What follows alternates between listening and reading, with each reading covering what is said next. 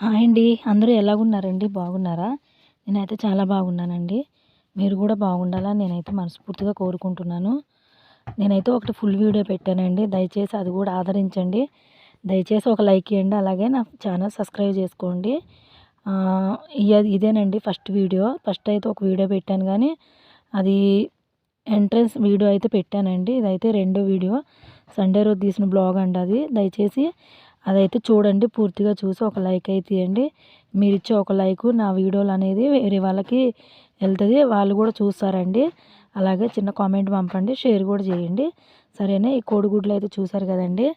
First వీడియోలో చెప్పాను కదా! మా బాబుకైతే కోడిగుడ్లు స్కూల్‌లో నుండి వచ్చినాయి. అయ్యాయన్నమాట. ఉడకబెట్టిన కోడిగుడ్లు అయితే వచ్చినాయి. చిన్న బాబుకి ఒక 8, పెద్ద బాబుకి ఒక 8 వచ్చినాయి. అవైతే ఆ రోజు నేను మిల్ మేకర్ కర్రీ చేశానండి. మళ్ళీ ఫ్రిడ్జ్ కూడా లేదండి. అందులో ఒకటి ఉడకబెట్టిన కోడిగుడ్లు కదా!